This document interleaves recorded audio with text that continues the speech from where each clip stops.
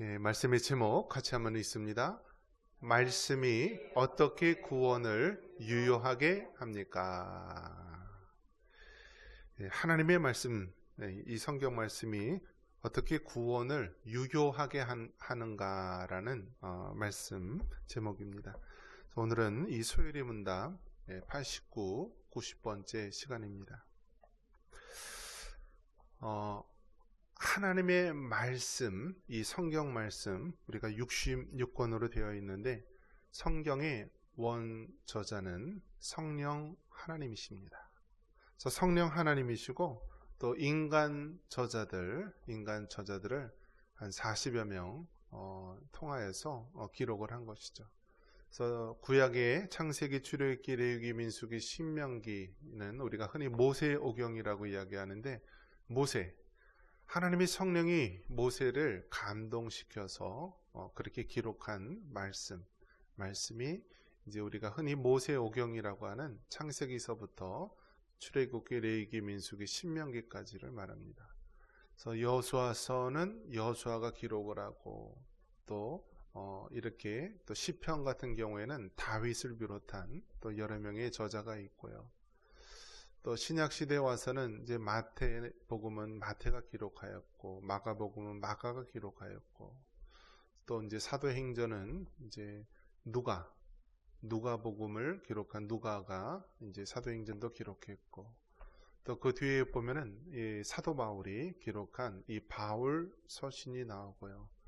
또 베드로를 비롯한 사도 요한, 또 뭐 야고보 이런 사람이 기록한 일반 서신, 공동 서신이 있고요. 또 마지막에는 이 신약의 유일한 예언서 계시록인 요한 계시록이 있습니다.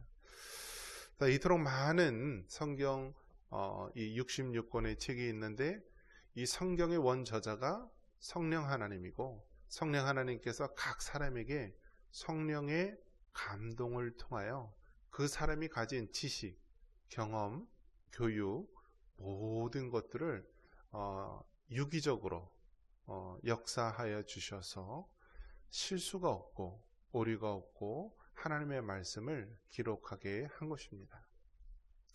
그렇기 때문에 이 하나님의 말씀이 어떻게 구원을 유효하게 하는가, 그것은 성령 하나님께서 원저자이시고 또 성령 하나님께서 이 구원을 우리에게 유효하게 효과적으로 역사하신다라는 거예요. 그러니까 성경의 원저자도 성령 하나님이시고, 이 성경 말씀을 깨닫게 하는 것도 성령 하나님이시고, 이 하나님의 말씀대로 순종할 수 있는 능력을 주시는 분도 성령 하나님이시다라는 사실입니다. 자, 그러면 우리가 이 사실을 안다면 항상 말씀을 읽을 때, 설교를 들을 때, 또 하나님 말씀을 삶 가운데 적용할 때 누구의 도움을 구해야 되죠? 성령 하나님이신 것입니다. 성령 하나님. 특별히 어떻게 기도해야 하느냐? 성령 하나님, 이 말씀을 조명하여 주사 그 진리를 깨닫게 하여 주옵소서. 이제 미국의 대통령이 1월 20일서부터 이제 시작이 되죠. 그 대통령 이름이 누구죠? 트럼프 대통령입니다. 트럼프 대통령. 자, 트럼프 대통령인데요. 이제 미국에서 굉장히 많은 일들이 있었죠. 트럼프 대통령이 됐다가 또 바이든 대통령이 또 됐다가 이번에 또 다시 트럼프 대통령이 됐는데 굉장히 특이한 케이스죠. 우리나라는 대통령제가 5년 단임, 한 번만 하는 것이지만 미국은 4년 중임, 그래서 4년 플러스 4년, 도합 8년을 할 수가 있어요. 그러니까 트럼프 대통령이 지난번에 4년을 했었고, 또 이번에 또 4년 이제 하게 되는 것입니다. 근데 막 세계가 막 굉장히 요란하고 막 복잡하게 되는 것이죠. 복잡하게 되고요. 그리고 막 여러 가지 이제 선거 제도가 있는데, 이 트럼프 대통령도 부정선거 때문에 자신이 그 당시에 떨어져서 바이든이 됐다라고 이제 주장하는 그런 편입니다. 그러면 이제 어떤 분이 그렇게 얘기를 합니다. 요즘 세상에 부정선거가 어디 있느냐? 컴퓨터로 해서 정확하게 하지 않느냐라고 하는데요. 여러분, 컴퓨터가 정확합니까? 컴퓨터? 예, 컴퓨터로 그 사기 치고 빼앗고 속이는 사람을 뭐라고 부르죠? 해커라고 합니다. 해커. 그리고 이제 컴퓨터에도요, 바이러스가 있어요. 바이러스. 들어보셨죠, 여러분? 바이러스. 원래 이 바이러스가 뭐죠? 우리가 이제 코로나라든지 이런 게 바이러스 세균이잖아요. 세균. 이 세균이 감염돼서 우리가 질병에 걸리잖아요. 그런데 컴퓨터도 바이러스에 걸릴 수 있다라는 거야. 이 신기하지 않아요? 아니, 컴퓨터가 무생물인데 얘가 무슨 사람처럼 바이러스에 감염이 돼서 병에 걸리냐? 그런데 바이러스에 감염이 돼요. 그래서 이 컴퓨터에 바이러스에 감염이 돼서 그 감염된 컴퓨터를 고치기 위해서 프로그램을 만든 그 프로그램 이름이 이제 우리나라에서는 이제 V3. 이 안철수, 지금 이제 국회의원이죠. 이 안철수 이 사람이 우리나라에서 이 컴퓨터 바이러스를 만들었어요. 원래 병원 의사였는데 이 사람이 이제 컴퓨터도 잘해가지고 컴퓨터 프로그램으로 이 컴퓨터를 치료하는 바이러스 백신을 개발을 한 거죠. 그래서 V3라는 걸 만들고 그랬는데, 무엇이냐면 과거에는 이 선거를 속이면은 어떻게 속여요? 기껏해야 이렇게 뭐 이렇게 다른 거에다가 다른 사람을 체크한다든지 아니면 바꿔치기 한다든지 그렇게 해봤자 눈에 띄는 그런 부정을 할 수가 없어요. 해봤자 이 표수가 몇 장밖에 되지가 않아요. 근데 컴퓨터는 어떻게 되죠? 컴퓨터는 어마어마해요. 어마어마해요. 그리고 과거에는 어떻게 하죠? 현장 투표였죠. 현장. 그러니까 예를 들어 오늘 투표 날이다 하면 오늘 예를 들어 뭐 7시부터 뭐 저녁 6시까지다 이런 식으로 시간이 정해져서 딱 하는데, 요즘에 뭐를 하죠? 사전 투표를 하는 걸 해요. 그러니까 사전 투표는 이미 뭐 며칠 전에 정해서 그거를 사전 투표, 그래서 뭐 부재자 투표라든지 또 그날 투표 못하는 사람들이 사전에 투표를 하는 거예요. 그러면은 결국 어떻게 되냐면 현장 투표한 거하고 이 미리 며칠 전에 했던 사전 투표하고 합산을 하게 되는 거예요. 그런데 이 합산하는 과정에 있어서 이게 부정이 개입될 수 있다라는 것이죠. 그래서 외부의 컴퓨터 이 해커 이런 사람들이 어떤 그 컴퓨터 그런데 침투해서 조작할 수 있다라는 거예요. 숫자를 조작할 수가 있고요. 또 이 현장 투표 플러스 사전 투표 용지를 이렇게 하는 과정 속에서 그게 이제 관리가 허술하니까 다른 부정적인 것을 집어넣을 수가 있다. 그러면 도대체가 그거를 하려면은 몇 명이 속여야 되는 거예요, 여러분? 한번 생각해 보십시오. 몇 명이 속여야지 그 부정선거가 할 수 있는 거예요. 이거는 개인이 할 수가 있어요? 어떤 웬만한 어떤 단체나 그런 사람들이 할 수가 있어요? 이건 일반 사람들은 상상조차 못하는 어마어마하게 거대한 조직이다. 그걸 이제 우리가 흔히 말하는 이제 카르텔이라는 말을 쓰는데요. 그럴 것이다 라고 보는 거예요. 그래서 중국을 등에 업은 혹은 북한을 등에 업은 그러한 불순한 세력들이 어떤 그런 것들을 민주주의 근간이 되는 이런 선거 시스템을 망가뜨리려 하고 자기들에게 유리한 사람들을 뽑으려고 하고 그러한 거대한 어둠의 카르텔들이 있을 것이다 라고 보는 것이에요. 그래서 이러한 부정선거에 대해서 가장 관심을 갖고 있는 것이 미국의 트럼프 대통령이고, 또 지금 우리나라 윤석열 대통령도 이제 이야기를 했죠. 왜 계엄을 했느냐? 지금은 총칼을 든 전쟁의 위기 때문에 계엄을 한 것이 아니라 뭔가 나라의 기반을 흔들 수 있는 반국가 세력에 대한 굉장히 많은 도전과 위협이 있는데 그것을 알리기 위해서 2시간 반짜리 계엄을 했다. 백성들에게, 국민들에게 이 위험, 이 위기를 알리기 위해서 계엄을 했다라고 이야기를 하는 것입니다. 그것이 지금 우리가 작금의 상태입니다. 작금의 상태이고, 그리고 실질적으로 그 계엄이 선포된 12월 3일 날 수원에 있는 그 중앙선거관리위원회 그 연수실에서 중국인 99명의 이 사람들을 잡아다가 평택항에서 일본 오키나와 미군 기지로 보내서 거기서 그들이 부정선거에 대한 해커에 대한 그런 걸 받았다라는 것이 이제 스카이데일리 그런 신문 보도에도 이제 어제 나와오기도 했었죠. 자, 어떻게 될지 모르는 거예요. 어떻게 될지 모르는 거예요. 여러분 참 무섭지 않으세요? 그 뭔가 우리가 알지 못하는 그 세력이 있는데 그 세력이 어떤 그 개인 세력도 아니고 조그마한 어떤 뭐 조직 폭력 세력도 아니고 어마어마한 그 어둠의 카르텔이 있는데 얘네들은 마치 국제적으로 연결이 된다라는 거예요. 그래서 지금 추정하기는 공산주의, 또 북한, 또 여러 가지 좌편향 이러한 어떤 그런 사람들이 카르텔을 형성해서 그러한 악의적인 일들을 한다. 그래서 여러분 참 지금 어떻게 돌아갈지가 모르는 거예요. 지금 이제 좌파 이러한 국회의원들이 입법을 하는데요. 법을 얼마나 많이 만드는지요. 하루에 법을 한 개 이상씩 만드는 거예요. 여러분 한번 생각해 보십시오. 법을 마치 기계로 찍어내듯이 만든다라는 거예요. 생각을 해 보십시오. 법을 하나 만들기 위해서는 얼마나 힘들고 심사숙고해서 만듭니까? 그런데 이 말은 무엇이에요? 누군가 계속해서 법을 만드는 사람이 있다라는 거예요. 그 사람의 이름 뭐냐면 무조건 막 법을 만드는 거예요. 법을 만드는 거예요. 우리가 동성애 금지도 얼마나 계속해서 막아냈습니까?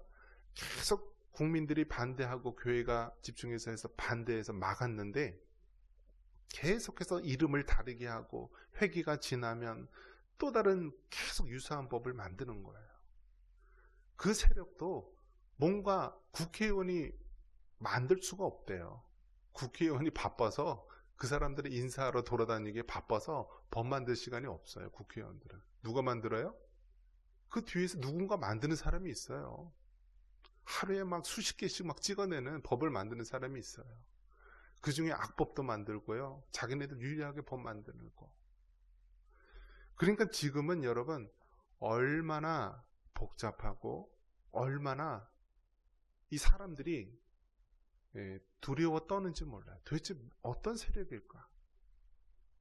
이것을 단순한 뭐 공산주의 세력, 전체주의, 독재주의 세력 그렇게 말할 수 없는 또 다른 어둠의 세력들이 계속해서 나타나고 또 그런 악한 세력들이 연합하고 일어난다는 거예요. 그래서 무엇을 얘기하냐면요. 이러한 복잡한 세상 때문에 미국에서 제일 많이 팔리는 책이 있다라고 합니다. 그 책이 여러분 무엇일까요? 우리 박나건 집사님. 이러한 막 카르텔이 생기고 어둠의 세력들이 막 나타나고 그래갖고 미국에서 정말 요즘 최근에 막 뜨는 책이 있대요. 그 뜨는 책이 무엇일까요? 우리 박나건 집사님도 가지고 있어요. 네, 성경책이에요. 성경책. 성경책을 사람들이 굉장히 안 믿는 사람도 많이 본다라는 거예요. 도대체 이게 뭐지? 아니 이 세상이 어떻게 돌아가는 거지? 세상이 지금 어떻게 되어갈까? 그런데 놀랍게도 성경에 보면은 이 마지막 때에 되어질 일들에 대해서 기록이 되었다라는 거예요.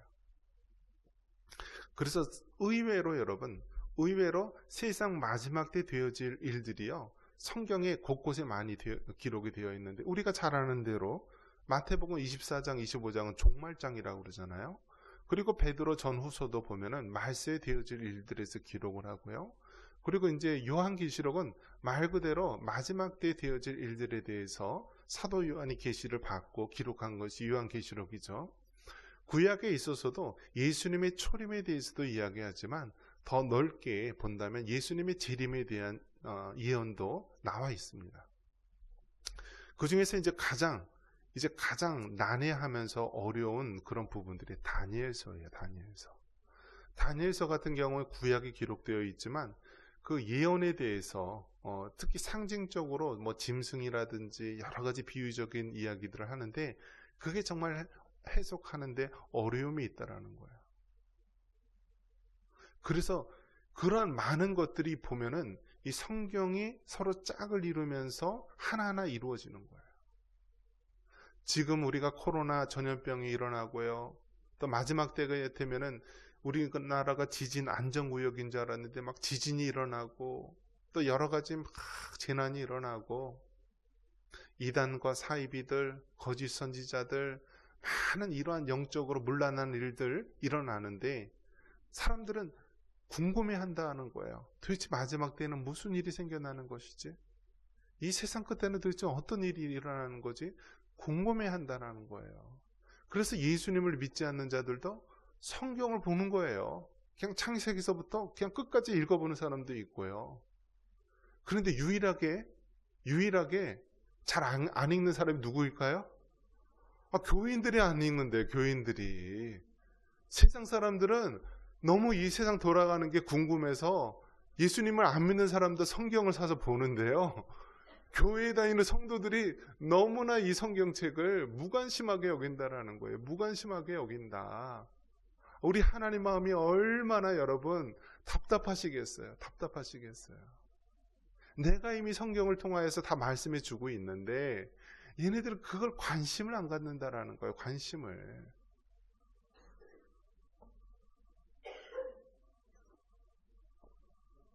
세상이 복잡하면 복잡할수록요, 영적인 것에 관심을 가지고 또 성경에 대해서 관심을 갖게 되는 거예요. 지금 얼마나 세상이 복잡합니까, 여러분? 뭐 나라 안팎으로 복잡해요. 굉장히. 전쟁이 뭐 지금 전 곳곳에서 일어나고 있고요. 지금 전 세계에서 가장 주목하는 데가 어디예요? 우리나라 땅이에요. 우리나라 땅.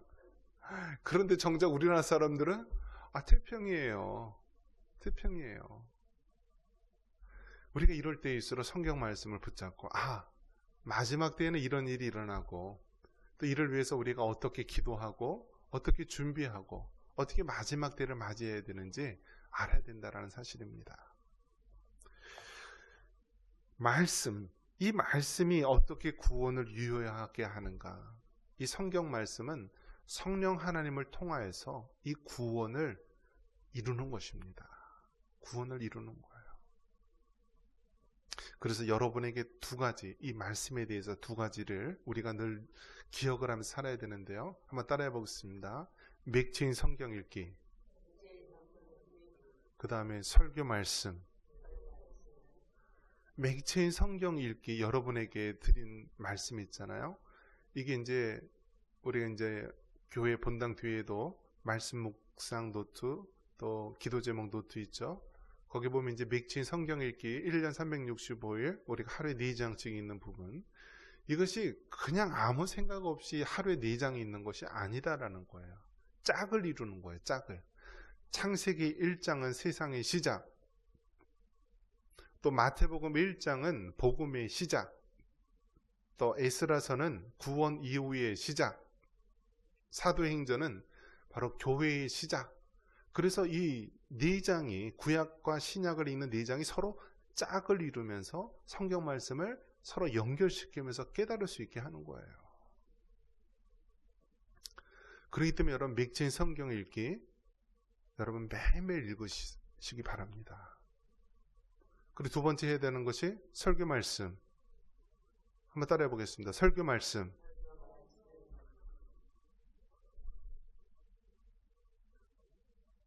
제 나이가 56세인데요. 이 성경 말씀을 깨닫기 위해서 몇 년을 공부했을까요?